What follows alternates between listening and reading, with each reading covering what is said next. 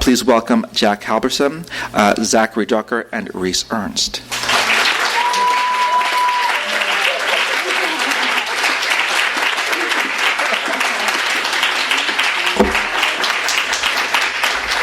Hi, wow. Thank you guys all so much for coming. Oh, nice.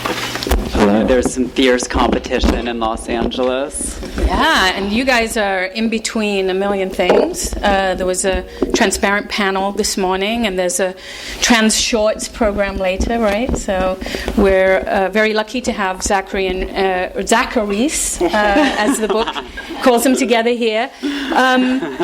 And we're hoping that we'll have a sort of wide-ranging conversation about art, love, photography, and, of course, what it means to represent transgenderism right now. One thing I want to say, just to frame the conversation, is that it's my opinion that this is a truly original intervention into transgender representation, this book. Most often, trans images have been represented in these sort of isolated ways, and you can think of the work of Diane Arbus, all the way through, in fact, to Kathy Opie's work. Even Kathy Opie's work are these singular images. Almost never, however, do you see trans people involved with one another, engaged in intimate relation, mirroring each other, and sharing the experience. So it's a beautiful book. We have lots of different topics we want to cover. And of course, we'll eventually get to a conversation with you as well. So why don't we just begin a conversation with hearing about how the book came together. There's different narratives within the book. At various points, we hear that the book is sort of accidental. It came together through creating, constructing, amassing a material archive. And at other times, it sounds like it was constructed. So maybe if we start with asking that question, how did the book come to be? Yeah, or we can even go farther back and talk about how the relationship came to be, sure, and the kind of personal history we have. We're really honored to have so many of you in the room, so many people who have been integral to our lives and to this project. But Wu Sang is here, who introduced Rhys and I. Wow. In 2008, Wu and I were the door whores at a club downtown. That was the official term. And Rhys had just moved to town to go to Cal Arts for his master's. Yeah, I knew Wu back from Western Massachusetts. We went to college in the same town.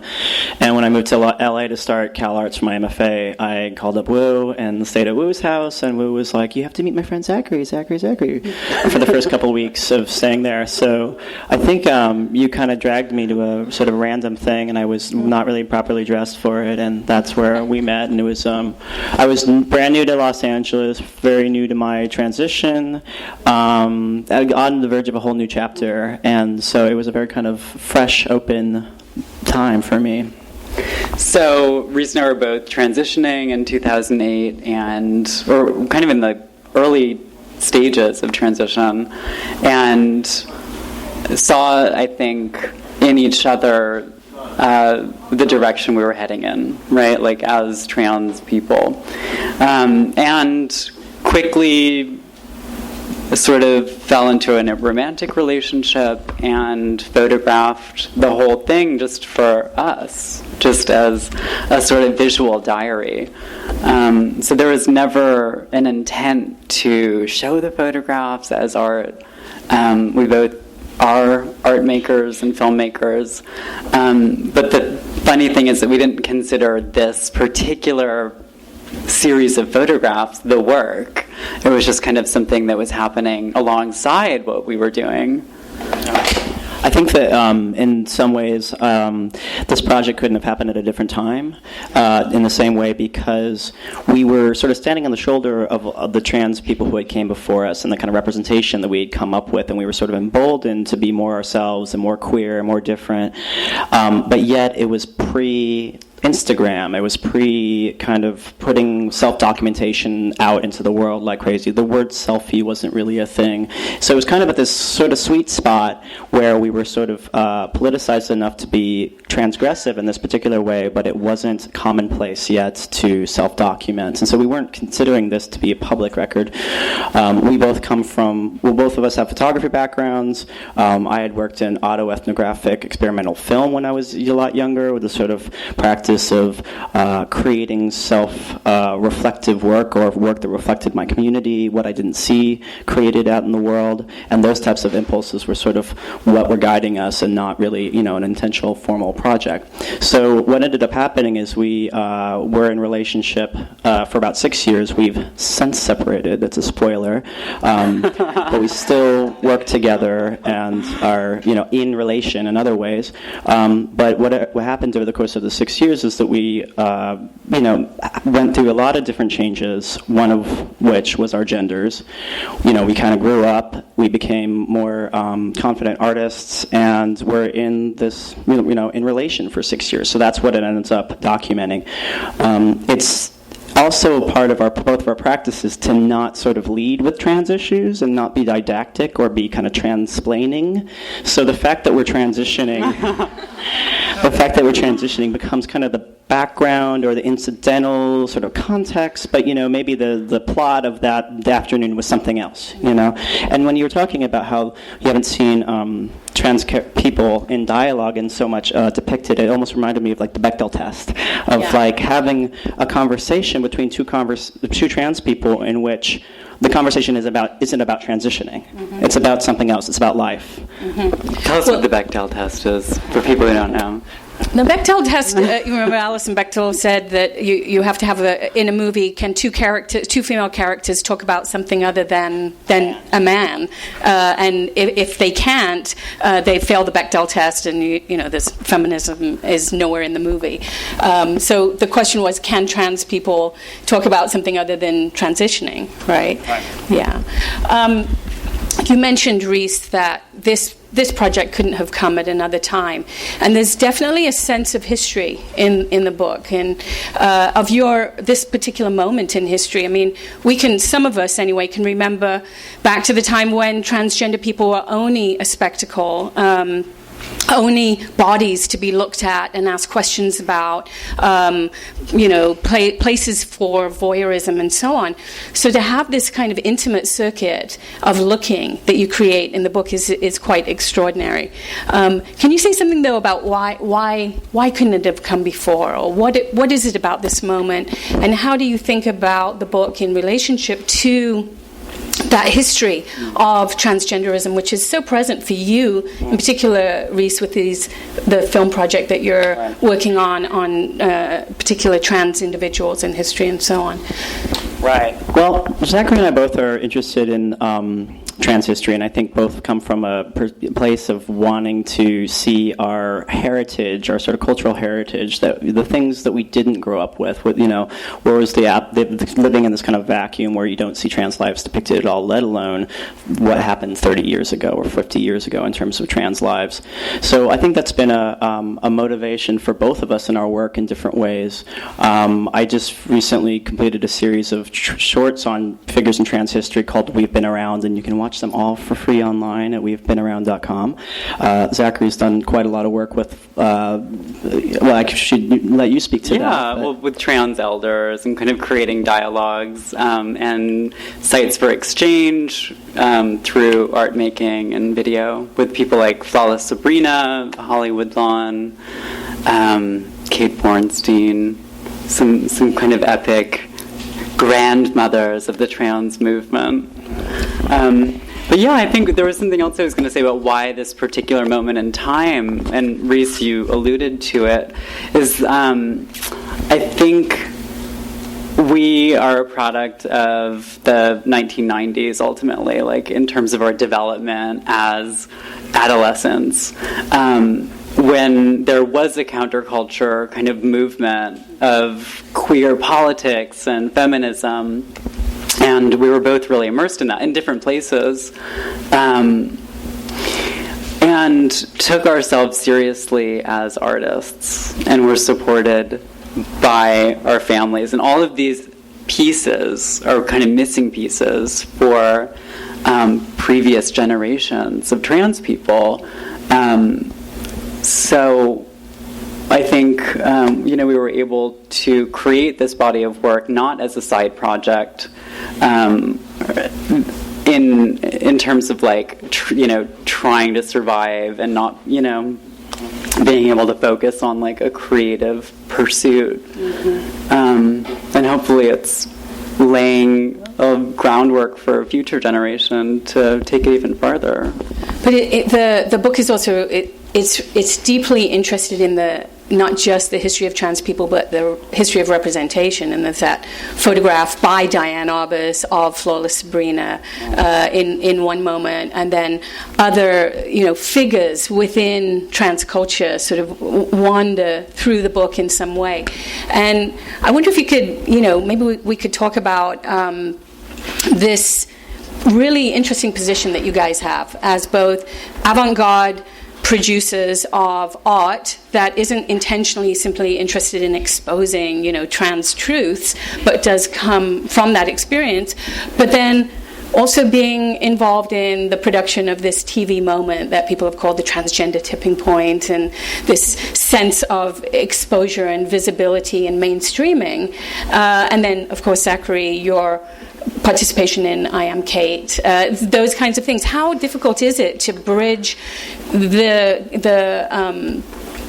of the gaps between practicing your own art and being engaged in your own sort of avant-garde practice, and then being engaged in this mainstream moment of visibility and exposure? Can I go first? Well, sure. I mean, I like to think that all these things influence each other, and kind of in my sort of personal ecosystem, there's a really important feedback between all of them. And when we got back from the Whitney Biennial, we were just starting to work on season 1 of Transparent, and it was a very funny moment because it sort of felt like the art world was had a little crush on television, and then television was like, that's going on in the art world, this is kind of cool. So there's sort of like cross-pollination in a way that's really, it's not a coincidence that, all these things are kind of happening at the same time.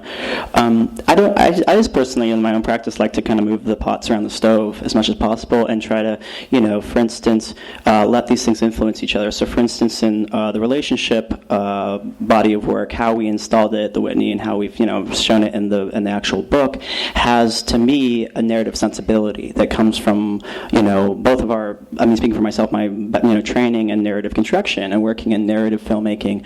And when we made a film called She Gone Rogue that played alongside Relationship at the Whitney, very experimental film. And premiered here in Los Angeles at the Hammer Museum. We took an avant-garde form and tried to apply the hero's journey and sort of other elements of narrative construction, again, to this kind of more avant-garde form. And, then on Transparent, or whatever, I can't speak for I'm Kate, but, for these more mainstream projects, trying to bring in some of that artistic practice and sensibility whenever possible, and certainly the political perspective into that as well. And it happens in all different kinds of small ways, but like one example that I like to use is the Transparent title sequence, which I make, to me, comes out of a practice of making experimental films. I don't have a background in making title sequences for television. I'm not doing the motion graphics whole crazy thing. To me, it's a 45-second art film. And so the way these things can coexist and kind of marinate together is really important. And I've always been a fan of, and you see it in television and independent filmmaking, that kind of cross-pollination. And so I think it's, we're all connected. All these worlds are connected. Yeah, I think I agree with everything Rhys said. I think it's so necessary right now that trans folks speak to the platforms that they have access to, and those platforms are always going to be changing and shifting according to the cultural circumstances that we find ourselves in. So, the marriage equality kind of passed, and there was for so long within that social movement, there was anticipation and a question of, would trans people ever kind of make it into that agenda? Right. And it seems to have come to fruition to some extent.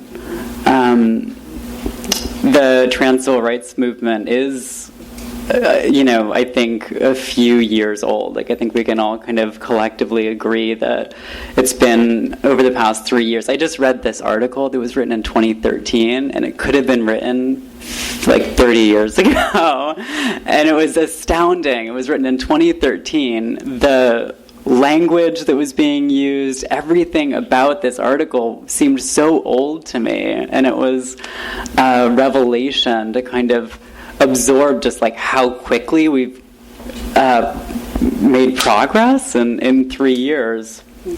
I think that we found ourselves in a really unique position as cultural producers and artists, and in Los Angeles, like, you have this proximity, and this is a conversation in the LA art world, I think, that's been happening forever, like since the synthesis of the LA art world. And there's a long history of avant-garde artists being influenced by Hollywood in different ways, whether it's just by scale sometimes in terms of what's possible in space. And so many of the artists I revere I think are influenced in ways by Hollywood. I mean, I think you kind of have to take a position in a way. But it's also the only city, it's the only economy in this country that's centered around a creative industry. So that's, I think, part of the privilege of living in Los Angeles. Transparent is exceptional. It's not going to be the new norm. I mean, I hope that, it's our greatest hope that in sort of bringing as many trans folks onto the production chain as possible, that we will all kind of have the tools to make our own shows down the line. But it's certainly the beginning of something new. And it's incredible to be a part of it. Yeah. Well, both of you, in a way, are talking about the different platforms that become available. So this moment of transgender visibility isn't just simply about legal protections being available. It's also about all of these new forms of media circulation being available, as well as the repurposing of old ones. So it's really actually interesting what both of you are saying about TV, that TV sort of seemed as if it was going, the way of, the 8-track or something. And then suddenly it comes back around, and the genius of Transparent is that it's able to use TV to basically tell us or represent for us the complexity of transgender lives in much in the same way that the diaristic impulse of this book does. So that the trans life isn't just this one singular life, lived alone, separate from cultural norms, but is completely embedded, is episodic, goes up and down, has an arc, and all of those things. Zackary, you're talking about LA. And I felt when I was looking at the book that LA was almost a bit player in the narrative of a relationship. So whether it's the fact that you move into this house that Ron Athey, had been living in, and he vacates to go off and live in London. And so there's a history, again, a history of performance culture, a history of the experimental art making here in LA, and the house itself has a kind of presence. So the house, LA light, the relationship between light and shadow, that is so much also about the history of film in LA. Do you have a sense of that LA is like almost a character in the book? Yeah, and the haunted house was also a character. Yeah, we could retitle it "Relationship in a Haunted House." So yeah, that house is just right nearby in Sunset Junction, it was built in 1917, almost 100 years ago. It was never renovated. And in She Gone Rogue, the walls are crumbling, which was a real thing that was happening because they were these old plaster walls that were literally, had never been replaced. So we tore them down for the sake of the film and rebuilt them. But I think the house, the city of Los Angeles, are both characters, absolutely. Mm-hmm. But yeah, the house has a certain history that's so palpable. Yeah. And Ron has been there now for 25 years. I think he's been there since 1991 or 92.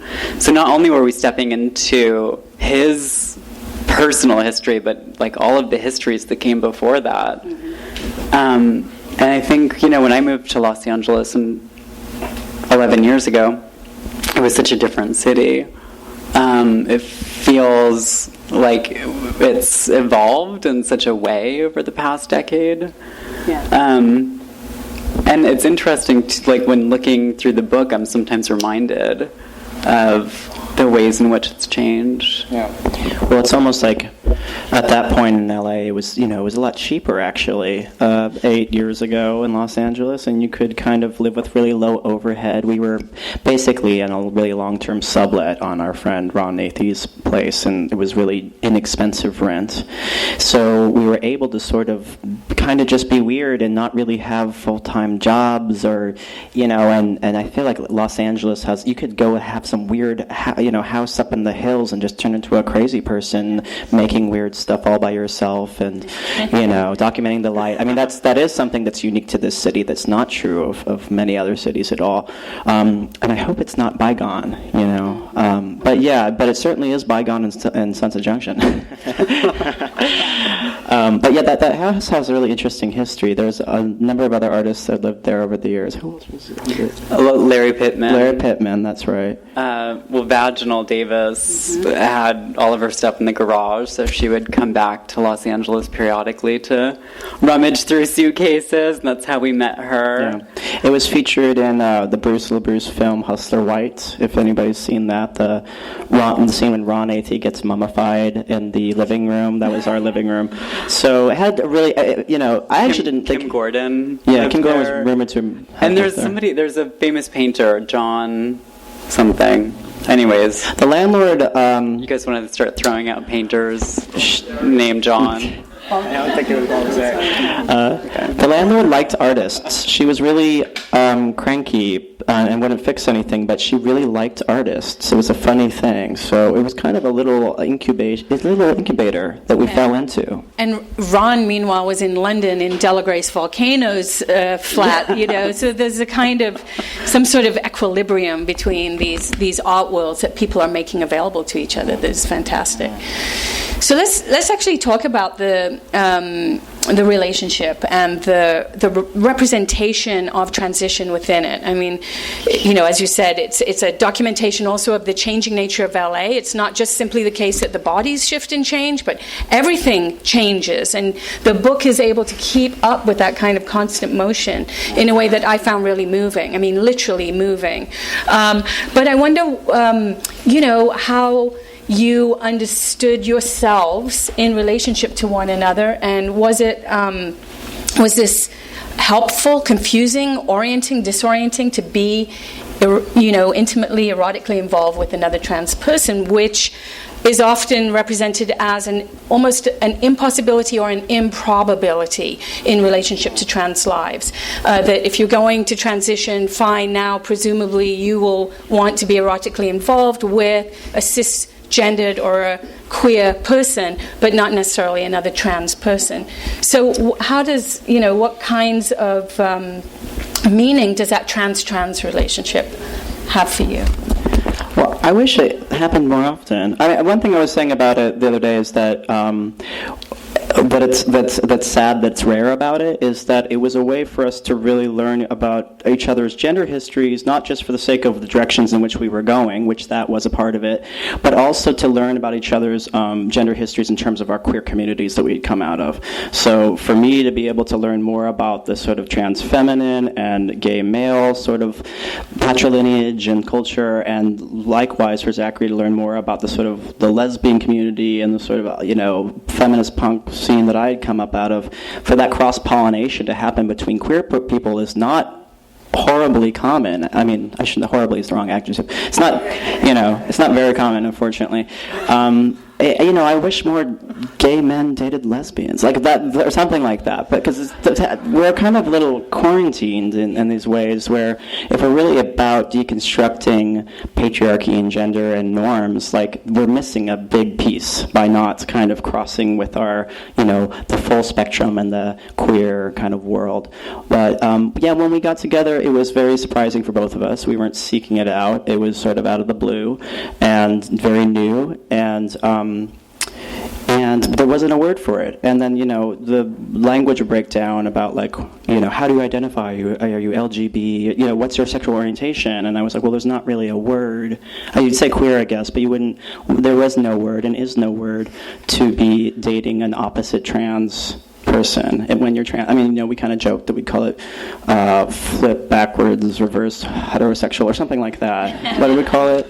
I think it was a cross-gender reverse heterosexual relationship.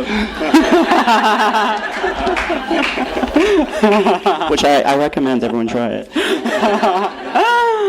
Yeah, but I think it really actually speaks to our origin, which is that we both, as young adolescents, discovered queerness as a way of being, and not only because of people like Jack Halberstam and Kate Bornstein, and identified as queer not only as a sexual orientation but as a gender category. So we weren't necessarily kind of restricted to these expectations, but it did catch us by surprise. It wasn't something that we were seeking out, but there was no confusion about it. It just happened, and that was the piece that was so serendipitous. How did that play out in terms of the kinds of communities that you moved within? Obviously you were part of this kind of fabulous queer community of LA that Wu and others would stage and create in clubs and events. But then, was there a sort of intimate community within which you were able to be legible, or, what kind of community did you bring into your relationship? I think that it actually was a really diverse community. I think that there are divisions between trans women communities and trans men communities, and those are very real. I think certainly for me, as a trans woman coming out of kind of a club scene, out of a queer nightlife tradition, whereas Rhys was coming more from a liberal arts and kind of social activism, and those are worlds that don't coincide or intersect very often. So we kind of found ourselves in this formative stage of our development as adults, kind of going through puberty for a second time, and discovered this open horizon where gender didn't exist. Right. And I think when you are trans and you're in a relationship with a cis person, you do have to do some transplaining every once in a while. And you're certainly conscious early in the stages of a relationship with a cis person that you have to, be hyper-conscious of your gender performance. And we were in such a vulnerable space, as all trans folks are early in transition, but it was a completely free space because of the world that we created together. That's nice. The book is really playful. I just also want to say, like, there are a couple of things that really stand out when you read through the book and you look through the images. One is the passionate intensity of the relationship that comes across both in these, quiet, intimate moments, sometimes involving only one body, sometimes both bodies, and sometimes it's in the writing that is all around the edges of the relationship, the notes that Zackary exchange.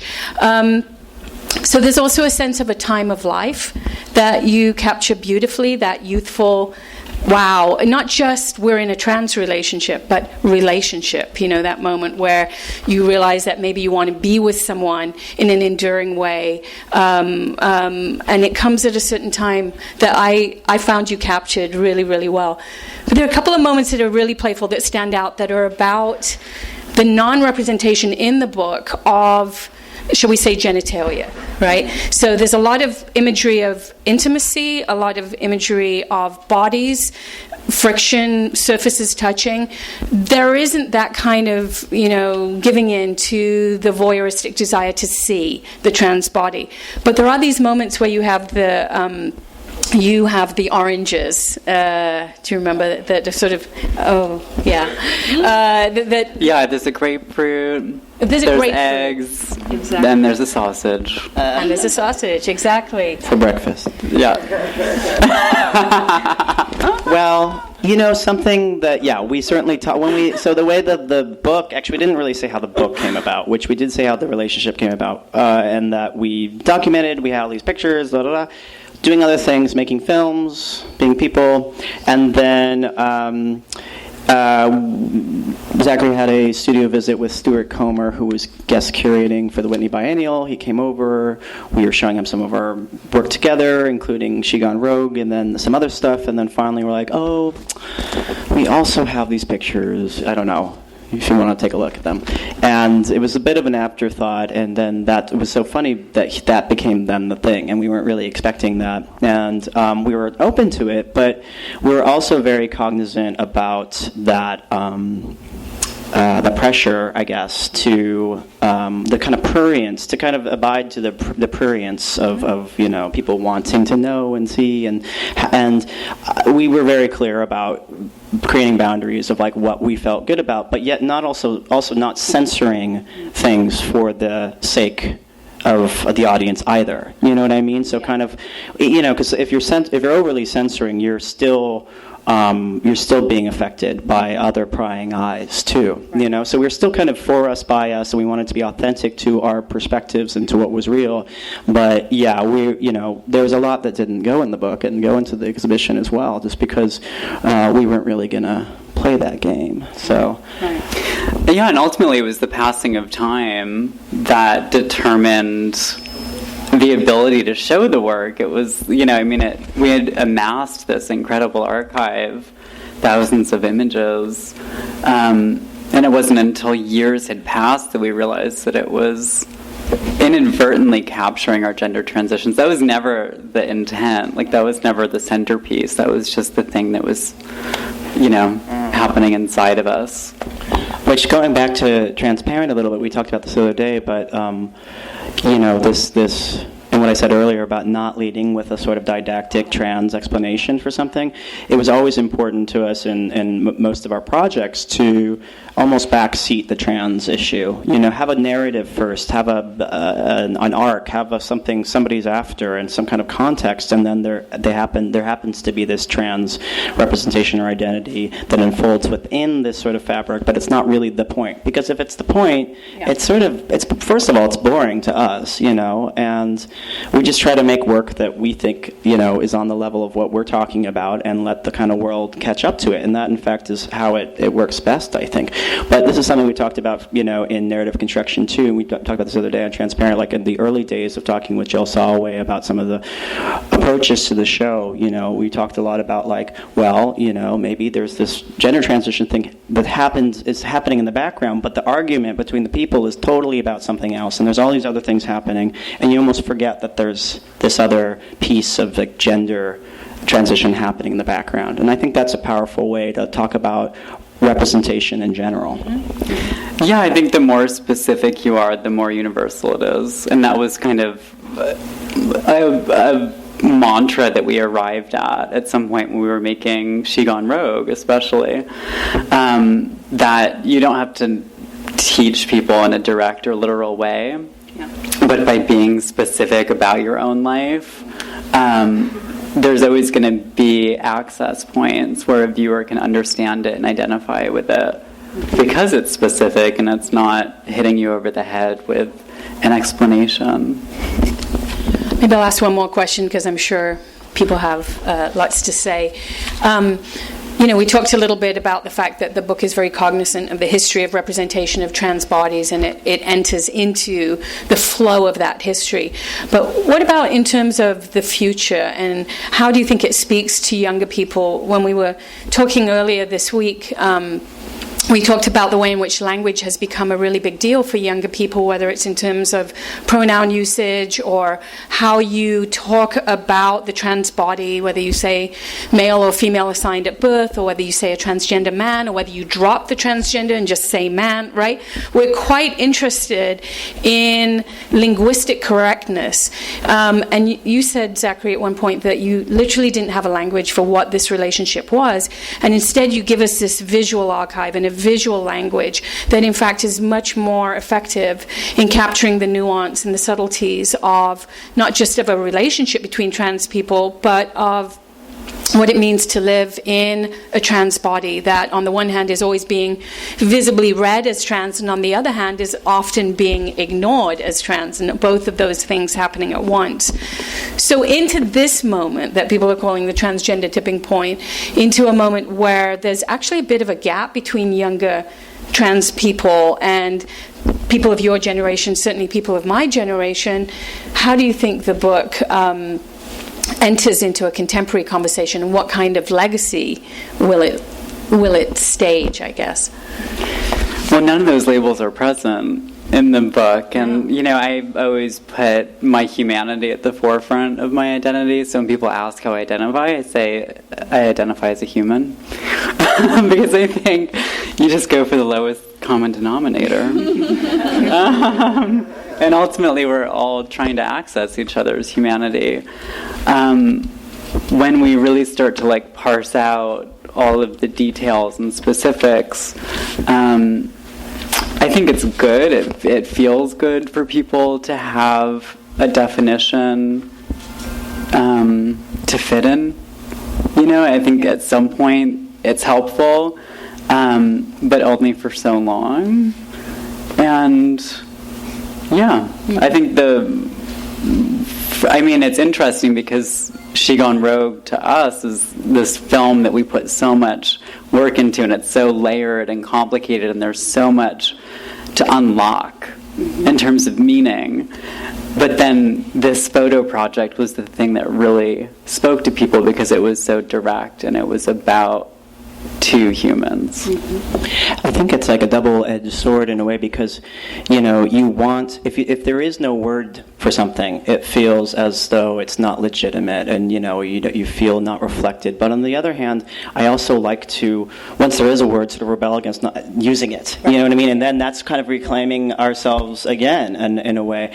And, whether it's She Gone Rogue or this film I made several years ago called The Thing or other projects we've done, there's something very powerful about unnaming and not naming the transness or the otherness or the difference, And I actually hope that that's where we're going next. And you know what I mean? And then also back to the sort of the visual language of it. And I guess what I hope is one of the legacies is, and I think this pertains to all of our work, but is that it's not so much about the subject, but almost in a way the photographer, because I think in a way that's one of the things that's unique. Not it's not the only time this has ever happened, but I remember when we were, for instance, installing the photographs at the Whitney, someone asked us, "Oh, this is great. Who was the photographer?" Assuming it was a third person. It was a friend of ours. I won't say who it is. But it was somebody that we knew, which is why it was so. Anyways, there was an assumption that there was a cisgender photographer. Right. That we were the subjects of this thing, which is, of course, that is the history of this kind of work, and not to denigrate any examples of that whatsoever, but I think that is actually, to me, a key, and I hope what changes things going forward, and it's also, it's the work we're doing in television, it's the work we're doing in filmmaking, this particular work in photography, is putting, the subject, making them the author, rather than just the subject, and I think that's really the key for it. That's great. What do you think? Do people have comments or questions, thoughts, statements, manifestos? Yes, Make no? it really inappropriate. First of all, thank you for coming to the store. And I'm actually amazed that we have so many people here. So when we've done trans events or just LGBT events, it'd be like a smatter. We'd be happy with like 20 people, so to have 70 people at the store is like really amazing. Which is sort of speaking about what's going on in the world. And I know that maybe there were some people who were actually kind of like disappointed that we're mainstreaming. that, you have someone like Ginny Cordova who's like, we were outlaws, or John Recchi says, we used to be like these really revolutionary, exciting underground people. Now we're getting married and joining the army, So, that one said that they're the only people who want to get married and join the army. So can you speak to that about sort of like how do we maintain identity in the community, yet at the same time our rights and all that stuff? I think that outlaw identity is great if you're able to survive. And I think that outlaw identity is very comfortable for many people who still have a certain amount of access. So when you really think about the full picture of who the trans community is, it's one of the most diverse communities that I have ever encountered, and certainly one of the most disenfranchised, because it's still pretty impossible for us to find viable employment. And then you have the intersections of race compounding a situation that's so dire that it's literally the difference between life and death. I embrace an outlaw spirit. I always will. I think that Rhys and I we're 33, the same age. And we're kind of on that line in between Generation Y and the millennial generation. So we kind of are able to see things in a way, understand very clearly where we're coming from and what the reference points are and what the anchors are. But then to also see the direction that we're moving towards.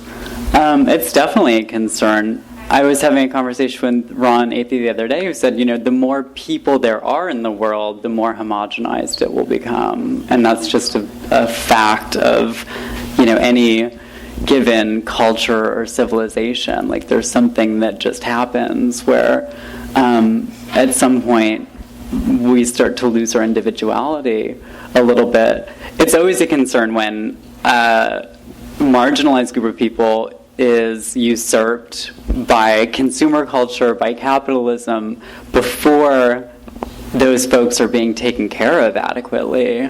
So it's like this weird line that we're on, and we're kind of like seeing things on both sides of that line. But we certainly won't be able to understand what it all means until we're further down the road. Plus, there's a big difference between, wanting to get married and join the army and participating in the kind of cultural production that Rhys and Zackary are engaged in, that, as I've tried to say, is at many, many different levels at once, which is perhaps the only way to engage in such a complex terrain, of cultural production. It's not high and low anymore. It's a million different grades in between. So it would be wrong, I think, to conflate a book like this with any kind of mainstreaming. I mean, it's not like you guys are not going to get wealthy from the sales of relationship.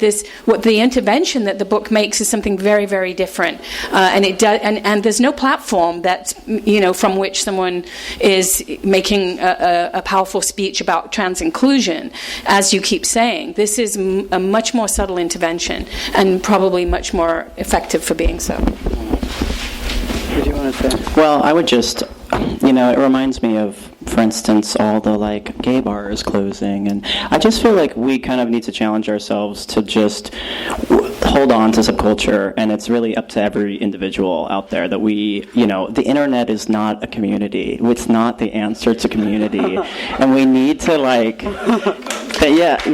so we need to get out there and support our local leather bars and go out. You know what I mean? We need to keep this stuff alive, because if we don't have it, it's just it's going to be like the Netflixing of video stores, and we're just going to it's going to be such a loss to not continue to support our niches. We need these niches, and we need our little spaces. So I really hope that you guys are like our neighbors. We're all, I'm sure, mostly Angelinos. We need to keep local businesses and niches alive. So being a part and supporting whatever you can, I think is one way to go about it. Other comments or questions? Well, somebody's getting up the nerve to speak. We should also take a moment to recognize Luis de Jesus, Jay Wingate, and Jesse Croxton, who are all here and who shepherded both the book and the series of photographs. Thank you guys for being here.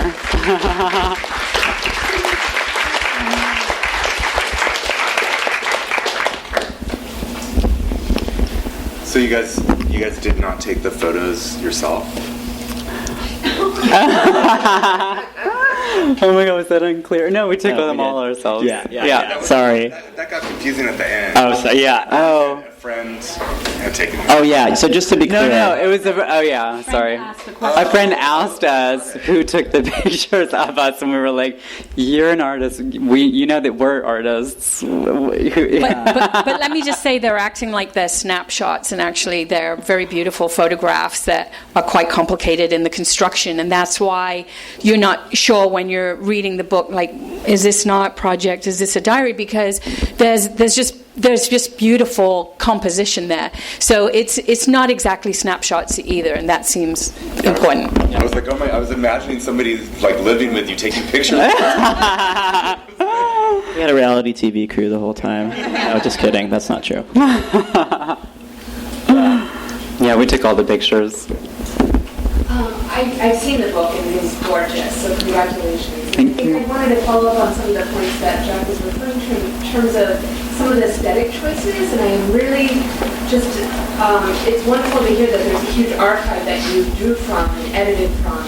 And can you talk just a little bit more about that selection process from the archive and what you were looking for? Because I think when I was kind of going through it, I kept thinking, yes, there's, it really flips on conventions in so many ways. I don't know how you all are kind of going on, talking about that. But yeah, just more about the archive and some of the selections. Well, from just speaking for myself, I think I thought a lot about editing, like film editing, and because I've said already a couple times I have a filmmaking background, and I got a master's in filmmaking at CalArts when I moved here, and I was working as an editor for a long time, and that really, to me, was a driving force in how we worked with that archive. And it's not intended to tell a literal story or to be chronological. It's not. It's kind of more to me like, I think it's Werner Herzog talks about ecstatic truth. That's kind of like a truth that's not literally the truth, but it's truthier than the boring old regular truth. And that to me was like, how do we make this into what feels like a story that's realer than what actually happened in a way. That's not lying, but it's does that make sense? And I think that, and then I also thought of it a lot like film stills. I mean, just to me, maybe that's not how my mind works, but it was, that was a big force of how I was thinking about it. Do you want to add anything? Yeah, well, with our assistant Derek Horns, we printed out Derek also needs to be named for helping shepherd the project. We printed like 4x6 postcard size photographs, and there was a few hundred, 600, 700 photographs. So it was in like our first round of selection. And then we narrowed it down to 40. Yeah, pinning them on the wall and... Yeah, so the actual around. process of editing was pretty immense because the material... and some great images didn't make it. Thankfully, we expanded the selection in the book because we had more space. So there's, I think, twice as many photographs in the book than there was in the original Whitney installation. Somebody just stole it. I'm joking. I don't know. Hi. There was someone who wanted to buy it. Oh, yeah, cool. Sorry to hijack this thing, but this is the last copy that we have right now. Wow. Bids will be taken. So we can do special orders for everyone here. So, And do you want them to go up to the count just so that everybody knows? Talk to anyone who works here. We can help you. So go to the cash register, pre-sell the book. Rhys and I are going to come back tomorrow. If you want we're a going to signed copy, we can prepay for it. And if you just want a copy with no signature, you can just order it and we'll call you when it's here. Yeah, and if you leave your name, we'll write your name. We'll dedicate it to you when we sign it. And chances are we know who you are already, so it'll be really, personalized. How long did it take you to get to that 40 to edit that down? It was a while. It was, yeah. A couple months It was a few months. It feels like, I want to say like 2 months at least, or something, of editing. And we would print them out. It was a Christmas holiday, actually. We hold ourselves up for... Almost 6 months. Was it 6 months? Jesus Christ. Thank you. We printed and then would like pin them and change our minds. It was it was like editing a movie. Mm-hmm. It's time consuming. There's that image, I think it's on the cover of the book, of the two of you, sitting together entwined. And you'd have to say, building on what Zackary's saying, that the real theme of the book is actually love. And that's what is so appealing about exactly the selection of the photographs. Some of them are clearly selected for their aesthetic value, but there's also, the narrative is love, and it is untidy and disorderly, and it doesn't have that arc from a beginning through a middle to an end. It just is in this sort of disorderly way that is really beautiful, moving and compelling. And I just, I really want to thank both of you for your work and for sharing your relationship with the rest of us. Thank you so much. Thank you.